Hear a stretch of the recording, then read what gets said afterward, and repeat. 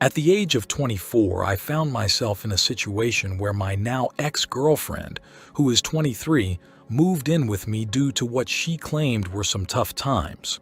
She claimed that she had lost her job, struggled to pay rent with her roommate, and eventually ended up moving in with me. This transition wasn't entirely unexpected, as she had been staying at my place quite frequently when I wasn't traveling. We had been dating for 2 years, and we got along really well. I cared deeply for her and had hoped that we would eventually build a life together. Fortunately, I had landed a well-paying job that didn't require a college degree. However, the downside was the demanding nature of the job, with long hours and no work-life balance. Around 6 months ago, considering my frequent absence and the fact that I owned a 3-bedroom house, I decided to get a roommate. Over this period, he became not just a roommate but a friend, contributing his share of the rent. Our rental arrangement was quite informal, with cash payments and a lease agreement I had printed off the internet from another landlord. Regrettably, I hadn't conducted a background check on him. I simply interviewed a few people and chose the least creepy guy. At the beginning of this living arrangement, my girlfriend and the roommate were not close. They wouldn't engage in conversation, and she would retreat to her room whenever she was around. About a month ago, my roommate approached me with a request. His high school best friend was coming to town for a 5-day concert, and he asked if I would allow him to couch surf during his stay. Normally, I wouldn't have agreed, considering the no guest policy outlined in the agreement my roommate signed before moving in. However, given his track record as a good roommate, I decided to make an exception. During his friend's visit, I observed that my girlfriend began spending a lot of time with them until late in the evening. It raised some concerns for me, but I didn't want to come off as a jealous boyfriend. Both my roommate and his friend shared a particular taste in music, which was the reason for the visit. Interestingly, my girlfriend had never been into that genre until the roommate's friend showed up. As the excitement around the concert grew, my girlfriend tried to convince me to shave my hard-earned money so she could attend the event. While I couldn't join them at the concert, realizing how enthusiastic she was about it, I ultimately decided to pay for her ticket to ensure she could experience it with them. As the second day of the concert rolled around, my initial enthusiasm for sending my girlfriend to the event started to wane. She was out all night with my roommate and his friend, and I began to feel a sense of regret. Eventually, I mustered the courage to express my concerns and asked her to stop attending the remaining days of the concert. To my surprise, she got upset, accusing me of wasting the money I had already spent on her ticket just because I was jealous.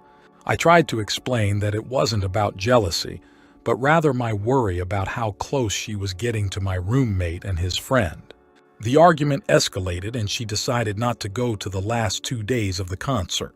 She was furious with me, and for several days we shared the same room without exchanging a word. Despite not attending the last 2 days of the concert, she remained at home all day without a job. As everything returned to normal after the concert concluded, I started feeling uneasy about her apparent comfort with not working. I repeatedly asked about her job search, but she insisted she was applying without any success in getting callbacks. I became increasingly disheartened by my girlfriend's lack of ambition and her persistent state of depression, especially after her recent closeness to my roommate's friend during his visit. 2 months ago, I reached a breaking point and decided to check her laptop to verify if she was actively seeking employment. What I discovered was truly shocking. Not only was she not looking for a job, but I also found out that she hadn't been fired. She had voluntarily quit her job. Driven by curiosity, I checked her open Facebook account and stumbled upon text messages that revealed a bizarre love triangle. Apparently, she had been texting both my roommate and his friend, and the content of the messages left no room for misinterpretation. It was evident from the text that she had engaged in an intimate relationship with my roommate's friend during his visit to our home, while she was already involved with my roommate beneath my own roof. To make matters worse, my roommate seemed to be encouraging her to break up with me after his lease was done, proposing that she move in with him to share the rent. Shockingly, my girlfriend had a different agenda. She wanted a deal where she wouldn't have to pay rent at all but could live for free, exploiting our current living arrangement, even though it wasn't my original intention for her to avoid contributing financially. It became clear that she had manipulated the situation to suit her desires. Discovering the truth was like a punch to the gut.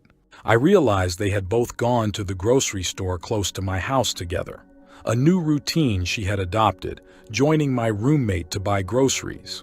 It felt like a betrayal, a profound sense of deception and humiliation. I had allowed my girlfriend to stay in my house without contributing financially, only to discover that she had become a pawn in my roommate and his friends' games. I regretted not fully trusting my instincts when I initially sensed that something wasn't right. In a rush of emotions, I hopped into my car and drove to the store to confront them. I approached her calmly, insisting that we needed to talk, but not until we finished shopping to avoid causing a scene in the store. After about 25 minutes, we headed out, and my roommate went to his car. In a tense conversation, I confronted her about what I had discovered. She seemed shell-shocked, but eventually admitted to everything. As we talked, a painful truth unfolded. This betrayal had been going on even before she moved into my apartment. She had been having a secret, intimate relationship with my roommate behind my back and had concocted the story about being unable to pay rent after quitting her job. She confessed that she saw my stable life, complete with my own house and a good job, as an opportunity to freeload off me. The shocking revelations continued as my girlfriend admitted that when my roommate's friend came to visit, she was attracted to him. They had engaged in a threesome, and she claimed to have feelings for both of them. The truth unfolded when confronted with the Facebook messages. Fueled by anger and betrayal, I made a decisive decision. I told both of them to get out of my house. My roommate, however, refused, citing that he had paid the rent for the month. Frustrated and determined to reclaim my space, I threatened him, making it clear that if he didn't leave voluntarily, I would take necessary measures to ensure he did. I meant every word. In a moment of heated confrontation, I threw my girlfriend's belongings outside the house, and she sought refuge with her friends.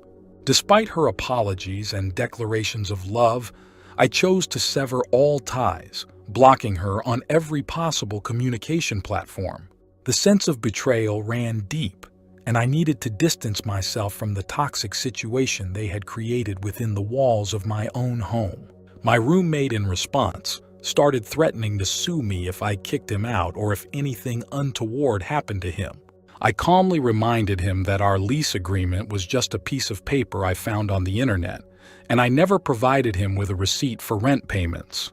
Our arrangement was more of a gentleman's agreement, but considering his actions, I questioned whether he could be considered a gentleman at all. I made it clear that any consequences resulting from his stay under my roof would be on him. Fortunately, I didn't have to wait long for resolution. On the same day, he moved out, persistently threatening legal action. Despite his claims, it's been over 2 months now, and I haven't received any notice of a lawsuit. My ex-girlfriend has tried to reach out on social media, but I've blocked her there as well. While my house may now be empty most of the time, I prefer it that way. I work hard, and returning to a drama-free home is worth much more than the extra $500 I could get from having a roommate. The experience has taught me that the peace and solitude of having my own space far outweigh any financial gains from sharing it with others.